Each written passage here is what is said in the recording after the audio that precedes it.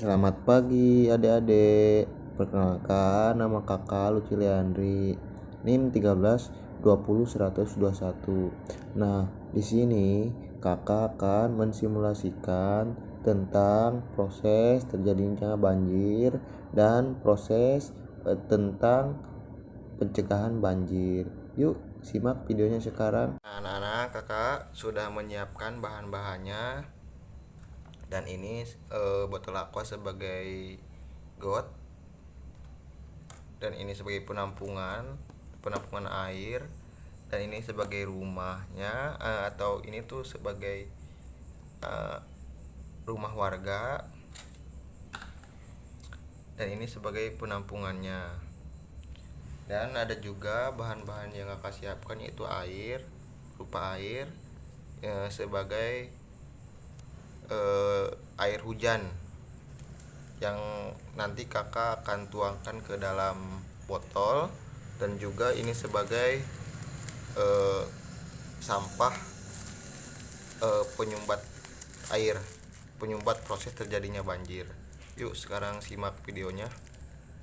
Nah, kakak tuangkan sebelum si gorong-gorong itu belum terhambat oleh sampah.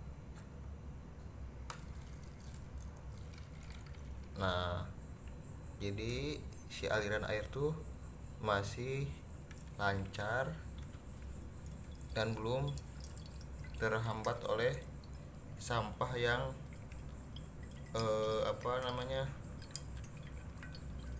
yang menyumbat gorong-gorong tersebut.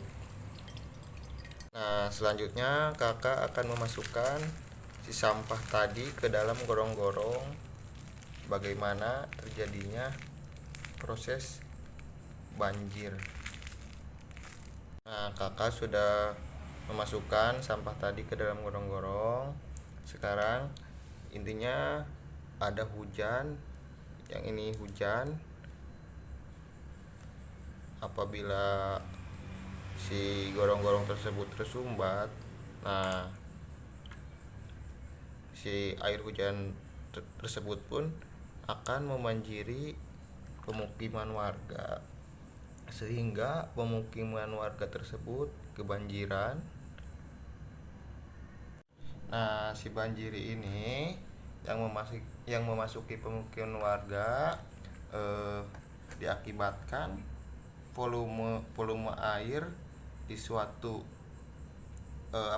di suatu badan air, seperti yang kakak jelasin, seperti gorong-gorong, sungai atau danau yang meluap dan melimpah dari benda sehingga air keluar dari sungai gitu, adik-adik.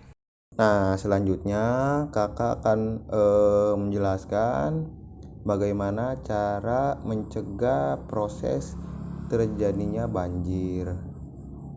Nah, langkah yang pertama, hindari penumpukan daun atau puing-puing benda lain yang berpotensi menimbulkan penyumbatan.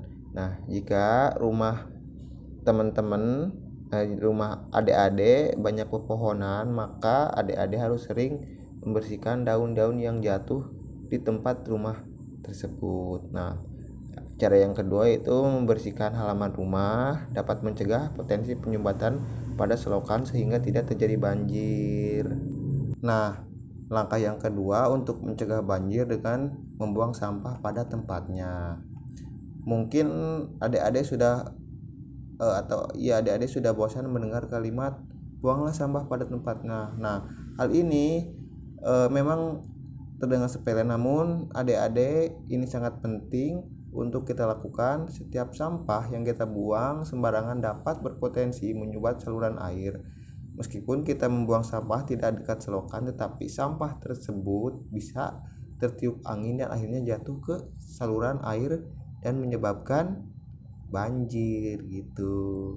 Nah, untuk yang terakhir, adik-adik boleh cara mencegah banjir yaitu membersihkan selokan.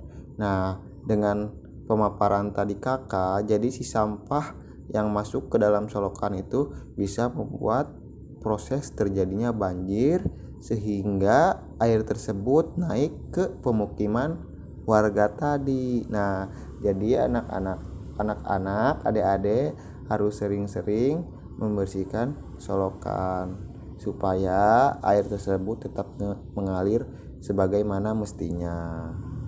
Nah, mungkin dari pemaparan kakak dicukupkan sekian.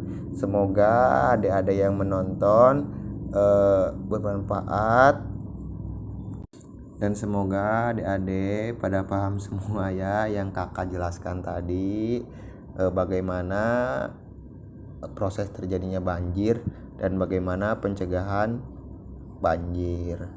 Sekian dari kakak. Assalamualaikum warahmatullahi wabarakatuh.